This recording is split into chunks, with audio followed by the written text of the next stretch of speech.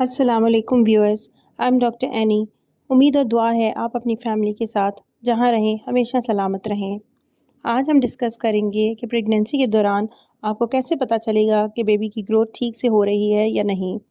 इसकी बहुत सी ज़ाहिरी अलामात होती हैं जो डॉक्टर सिर्फ देखने से बता सकते हैं, और कुछ फैक्टर्स ऐसे होते हैं जिनके लिए टेस्टों की ज़रूरत होती है, जो आपकी डॉक्टर आपको सजेस्ट करती हैं वो आपने लाजमी करवाने हैं, क्योंकि इनसे भी आपको हेल्दी प्रेगनेंसी के बारे में पता चलता है। तो चलें अब हम इन अलामात के बारे में बात करते हैं। Number 1, nausea vomiting. ये प्रेगनेंसी का एक कॉमन सिम्टम है और तकरीबन 80 से 85% ख़वातीन को प्रेगनेंसी में नौजिया वॉमिटिंग होता है, और आम तौर पर 12 हफ्ते के बाद ये ख़त्म हो जाता है। ख़वातीन इस सिलसिले में बहुत परेशान रहती हैं कि हम जो कुछ भी खाती हैं वो वॉमिटिंग के ज़रिए बाहर आ जाता है, तो पता नहीं बेबी को सब खाना लग भी रहा होगा या नहीं, और इसको खुराक भी जा रही है या नहीं। तो इस सिलसिले में आपने बिल्कुल परेशान नहीं होना, क्योंकि बच्चे को जिस चीज़ की भी ज़रूरत होती है वो आपकी बॉडी से ले लेता है। बल्कि नौज़िया वॉमिटिंग जिस प्रेगनेंसी हार्मोन की वजह से होता है वो बढ़ रहा होता है, जो इस बात का साइन है कि बेबी की ग्रोथ ठीक है। लेकिन अगर कुछ लोगों को प्रेगनेंसी में वॉमिटिंग नहीं होती तो ज़रूरी नहीं कि इनकी प्रेगनेंसी हेल्दी नहीं है। इनकी प्रेगनेंसी भी ठीक होती है, क्योंकि हर औरत का अपना बॉडी साइकिल होता है, तो आपने इस सिलसिले में बिल्कुल परेशान नहीं होना। Number 2, bleeding. नॉर्मल प्रेगनेंसी में ब्लीडिंग या स्पॉटिंग का मसला नहीं होता, लेकिन अगर ब्लीडिंग के साथ पेट के निचले हिस्से में और कमर में दर्द रहे तो इसका मतलब है कि कोई ना कोई मसला ज़रूर है। हो सकता है कि बेबी का प्लेसेंटा नीचे हो, यानी प्लेसेंटा प्रीविया हो, या अंदर कोई इन्फेक्शन हो, या बेबी की ग्रोथ का मसला हो। तो इस सूरत हाल में आपने अपनी डॉक्टर से फ़ौरन कंसल्ट करना है। Number 3, fundal height.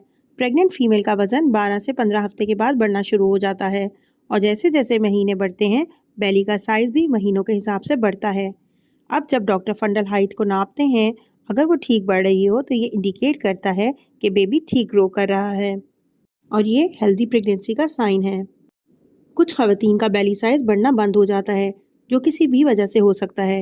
हो सकता है बेबी की ग्रोथ रुक गई हो, तो अगर टाइम के हिसाब से फंडल हाइट ना बढ़े तो ये अनहेल्दी प्रेगनेंसी की अलामत है। Number 4, baby movements. आमतौर पर बेबी मूवमेंट 18 से 20 हफ्ते यानी 4 से 5 माह के दरमियान महसूस होती हैं। जिन ख़वातीन की पहली प्रेगनेंसी है इनको 20 हफ्ते के बाद यानी 5 माह के बाद भी महसूस हो सकती हैं, जबकि जिन ख़वातीन की पहले प्रेगनेंसीज हो चुकी होती हैं वो 16 से 18 हफ्ते के दरमियान भी बेबी की मूवमेंट्स फील कर सकती हैं। शुरू में ये मूवमेंट्स किक की सूरत में फील होती हैं, या जैसे कोई चीज़ रोल होती है, या पानी की लहरों की तरह, या जैसे कोई चीज़ फड़फड़ाती है। लेकिन जैसे जैसे प्रेगनेंसी आगे बढ़ती है ये मूवमेंट तेज़ और ज़्यादा हो जाती हैं, और फिर 32 हफ्ते या 8वें माह के बाद ये फिर कम हो जाती हैं। वो इसलिए कि पहले बेबी छोटा होता है और यूट्रस में इसके मूव करने के लिए स्पेस ज़्यादा होती है। जैसे जैसे बेबी की ग्रोथ होती है तो ये स्पेस कम हो जाती है और आपको मूवमेंट्स कम फील होती हैं। इन मूवमेंट्स के दरमियान बेबी तकरीबन 20 से 40 मिनट के लिए सोता है, और इस स्लीप पीरियड के दौरान आपको बेबी की हरकत महसूस नहीं होती। कभी कभार ऐसा होता है कि अचानक से बेबी की मूवमेंट कम हो जाती है। इस सूरत में आपने परेशान नहीं होना। आपने सुकून से दाएं या बाएं करवट लेटना है ताकि प्लेसेंटा को ब्लड फ्लो ठीक से मिले। इसके बाद आपने तकरीबन 2 घंटे तक बेबी की मूवमेंट्स को काउंट करना है। 2 घंटे में आपको 10 मूवमेंट्स फील होनी चाहिए।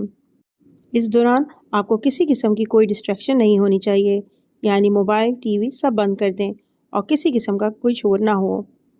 अगर 2 घंटे में आपको 10 मूवमेंट्स फील नहीं होती तो आपने अपनी डॉक्टर से रब्ता करना है। Number 5, anomaly scan. प्रेगनेंसी में बेबी की वेलबींग को देखने के लिए आपने एनॉमली स्कैन ज़रूर करवाना है, और अगर ये ठीक हो तो ये भी हेल्दी प्रेगनेंसी की अलामत है।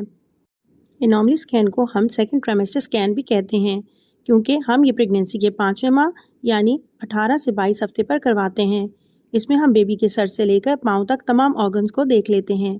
इसमें हम बच्चे की आंखें, नाक, होंठ, हाथों पैरों की उंगलियां, heart beat, lungs, spinal cord, stomach, liver, kidney सब देख लेते हैं। हाथों और पैरों की उंगलियों को काउंट कर लेते हैं। बच्चे के तमाम ऑर्गन्स को देखने के साथ साथ इनको मेजर भी कर सकते हैं कि वो मुनासिब तरीके से ग्रो कर रहे हैं या नहीं, और इस तरह अगर बच्चे में कोई एबनॉर्मेलिटी होती है तो वो एनॉमली स्कैन पर देखी जा सकती है। एनॉमली स्कैन हमेशा माहिर रेडियोलॉजिस्ट करते हैं। इसके लिए आपकी डॉक्टर आपको स्पेशलिस्ट रेडियोलॉजिस्ट के पास रेफ़र करेंगी और इस पर तकरीबन 70 से 80% एबनॉर्मेलिटीज़ पिक हो जाती हैं और फिर आपकी गायनाकोलॉजिस्ट फैमिली से डिस्कस करके एबनॉर्मेलिटी के मुताबिक मुख्तलिफ ऑप्शंस डिस्कस करती हैं और ये डिपेंड करता है कि ये एबनॉर्मेलिटी लाइफ के साथ कंपैटिबल है या नहीं और इस प्रॉब्लम का कोई इलाज है या नहीं और बच्चे की क्वालिटी ऑफ लाइफ इस एबनॉर्मेलिटी के साथ कैसी होगी। तो नॉर्मल एनॉमली स्कैन भी हेल्दी प्रेगनेंसी की निशानी है। Number 6, amniotic fluid level. Baby जिस थैली या सैक में मौजूद होता है इसमें पानी होता है जो इसकी ग्रोथ और मूवमेंट में हेल्प करता है। इसे एमनियोटिक फ्लूइड कहते हैं। इसकी एक ख़ास मिकदार होती है जो हफ्तों के हिसाब से बढ़ती है। इसकी मिकदार हद से ज़्यादा या कम नहीं होनी चाहिए और इसकी मुनासिब मिकदार सेहतमंद प्रेगनेंसी की निशानी है।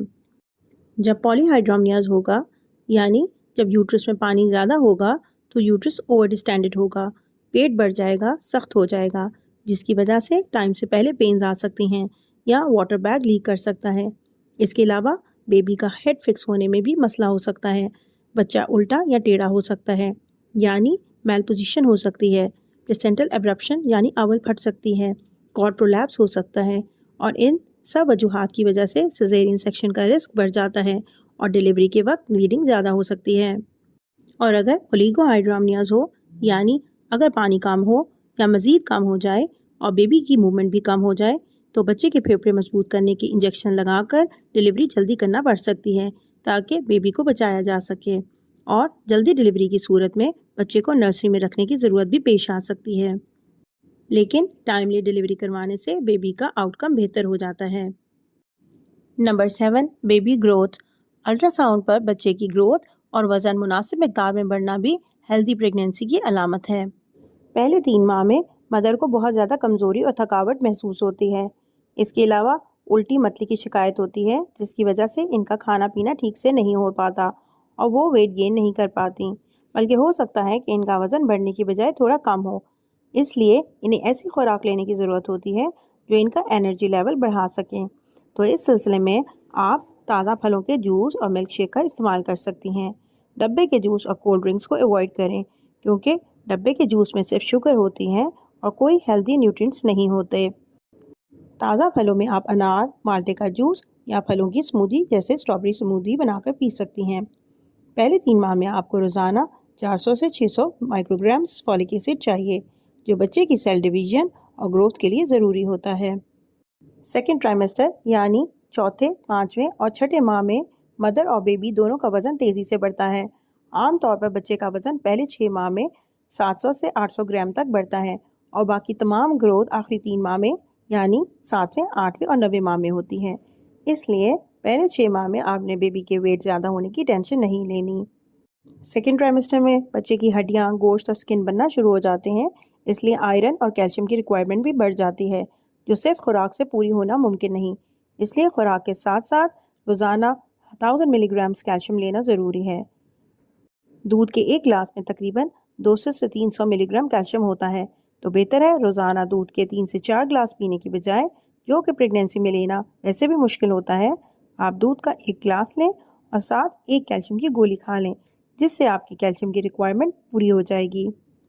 इस तरह सेकेंड ट्राइमेस्टर में आयरन की रिक्वायरमेंट भी बढ़ जाती है, तो डाइट के साथ आयरन की टेबलेट भी लेना ज़रूरी है, वरना आप में अनीमिया यानी खून की कमी हो सकती है जिससे मज़ीद कॉम्प्लिकेशंस पैदा हो जाती हैं।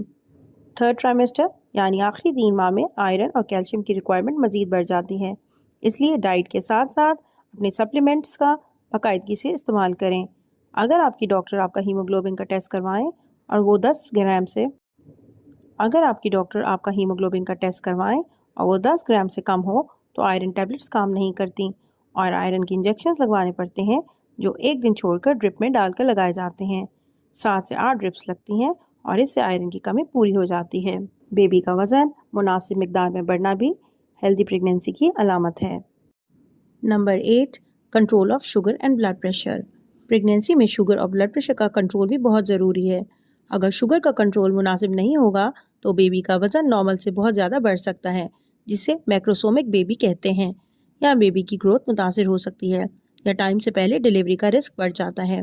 24 हफ्ते पर हम एक टेस्ट करवाते हैं जिसे ओरल ग्लूकोज टॉलरेंस टेस्ट कहते हैं। पहले फास्टिंग ब्लड शुगर चेक की जाती है। फिर 75 ग्राम्स ग्लूकोज पानी में मिलाकर पीने के लिए दिया जाता है। फिर 1 घंटे और 2 घंटे के बाद शुगर चेक की जाती है।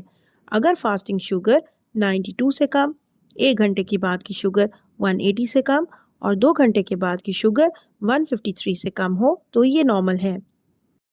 घर पर अगर आप शुगर चेक करें तो खाने से पहले की शुगर यानी फास्टिंग ब्लड शुगर 95 से कम, खाने से 1 घंटे के बाद की शुगर 140 से कम और खाने के 2 घंटे के बाद की शुगर 120 से कम हो तो ये नॉर्मल है।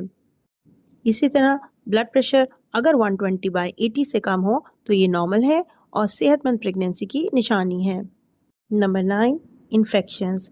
अगर प्रेगनेंसी में आपको बुखार, फ्लू या किसी किस्म की भी इन्फेक्शन जैसे गले या यूरिन की इन्फेक्शन नहीं है तो ये भी हेल्दी प्रेगनेंसी की अलामत है, क्योंकि अगर आपको किसी भी किस्म की इन्फेक्शन है तो इसके लिए प्रॉपर ट्रीटमेंट की ज़रूरत होती है। इसी तरह अगर यूरिन की इन्फेक्शन का इलाज ना किया जाए तो प्री टर्म डिलीवरी यानी टाइम से पहले डिलीवरी के चांसेस ज़्यादा हो जाते हैं। Number 10, placental position. प्लेसेंटा या ओवल एक ऐसा ऑर्गन है जिसके ज़रिए बेबी माँ के यूट्रस से अटैच होता है और मदर से खुराक और ब्लड सप्लाई लेता है। अगर प्लेसेंटा यूट्रस के ऊपर की तरफ होगा तो इसे फंडल प्लेसेंटा कहते हैं। ये प्लेसेंटा की नॉर्मल पोजीशन है और ऐसे केसेस में नॉर्मल डिलीवरी हो जाती है। अगर प्लेसेंटा यूट्रस के राइट या लेफ्ट साइड पर अटैच हो तो इसे लेटरल प्लेसेंटा कहते हैं। प्लेसेंटा की ये पोजीशन भी नॉर्मल है और नॉर्मल डिलीवरी हो सकती है। इसी तरह अगर प्लेसेंटा यूट्रस के आगे की तरफ अटैच हो तो इसे एंटीरियर प्लेसेंटा और अगर यूट्रस के पीछे हो तो इसे पोस्टीरियर प्लेसेंटा कहते हैं। प्लेसेंटा की ये पोजीशंस भी नॉर्मल हैं, लेकिन अगर प्लेसेंटा बिल्कुल नीचे यूट्रस के मुंह यानी सर्विक्स के पास अटैच हो तो इसे लो लाइंग प्लेसेंटा या प्लेसेंटा प्रीविया कहते हैं। ये बहुत रिस्की होता है, इसमें प्रेगनेंसी के दौरान हैवी ब्लीडिंग हो सकती है और सिजेरियन के चांसेस भी ज़्यादा हो जाते हैं। और प्लेसेंटा प्रीविया के केसेस में ऑपरेशन के दौरान ब्लीडिंग ज़्यादा होने की सूरत में खून लगाना पड़ सकता है और ऐसे पेशेंट्स को एडवाइस किया जाता है कि आप 3 से 4 खून की बोतलों का इंतज़ाम रखें। इसलिए प्लेसेंटा प्रीविया की सर्जरी हमेशा एक्सपीरियंस गायनेकोलॉजिस्ट से करवानी चाहिए ताकि दौरान ऑपरेशन अगर कोई कॉम्प्लिकेशन हो जाए तो इससे डील किया जा सके। प्लेसेंटा की नॉर्मल पोजीशन भी सेहतमंद प्रेगनेंसी की अलामत है। उम्मीद है मेरी आज की वीडियो आपको इन्फॉर्मेटिव लगी होगी। इस सिलसिले में आपके ज़हन में अगर कोई सवालात हैं तो आप कमेंट सेक्शन में पूछ सकती हैं। खुदा पाक आपको सेहतमंद औलाद से नवाजें। दुआ में याद रखिएगा। शुक्रिया। अल्लाह हाफ़िज़।